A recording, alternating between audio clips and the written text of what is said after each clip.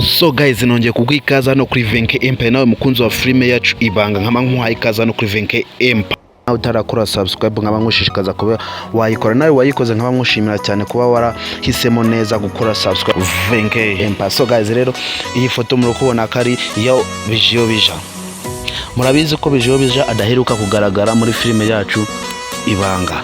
So guys, rero ku muntu wari umukumbuye muhaye ikaze hano kuri Venke Empire, nkaba mushishikaza kugira ngo saa 7 ntaze kubura, kuko uyu munsi noneho murabona ko noneho twabazane none akantu karyoshe, kuko twabazane umukinnyi wanyu wari warabuze, ndetse umukinnyi wanyu wari warabuze muri filime yacu Ibanga. Murabizi ko na mwese aho muva mukagera murabizi ko mumukunda cyane. So guys, rero niba ukunda filime yacu Ibanga, saa 7 zuzuye ntuze gucikwa, kuko saa 7 zuzuye turaza kubaha akantu kaboneye neza, akantu kameze neza ku buryo nuza gucikwa urabucitswe byinshi. Episode y'uyu munsi yo nuza kuyicikwa urabucitswe byinshi. So guys, rero ku muntu utarakora subscribe nkamushikaza kugira ngo abe yayikora, kuko iyi niyo channel yonyine yizewe wakora subscribe ku buryo wanatera na comment ukanasubizwa. So guys, rero hano ni kuri Mutsiga Empire, njye ubagezaho zino behind the scenes zose zivuga kuri filime yacu Ibanga ni Venke. So rero ejo murabizi ko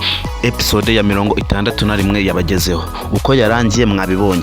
So guys, rero umuntu wo episode ya 61 yashimishije ejo, uyu munsi ho ntaze gucikwa 62, kuko uracikwa 62 y'uyu munsi arabacitswe byinshi cyane, kuko episode ya 62 episode igiye kubonamo ibintu byiza ndetse binashimishije birenze ibyo babonye ejo muri episode ya 61. So guys, rero niba uri umuntu ukaba ukunda filime yacu Ibanga, ndetse ukabona kunda n'inkuru zose ziri muri filime yacu Ibanga, ukaba wabonye ukuntu Soso we yaba yaguye mu rukundo, kandi urukundo rwo yaguyemo akaba yaruguyemo nta n'umuntu abwiye. So nuramujama wacu mu cyaro ukabona ko yabonye ko urimo kubarura, akaba yanamukunze ntabimubwire, ariko we akaza kubimubwira akabica ku ruhande, uyu munsi ho nuje gushika, kuko harimo ibintu byinshi by'uraza gukuramo bizima kandi bifatika. So guys, rero ku muntu ukunda filime yacu Ibanga, ndetse ukabona kunda imyaka itingire za filime yacu Ibanga, ndetse ukabona kunda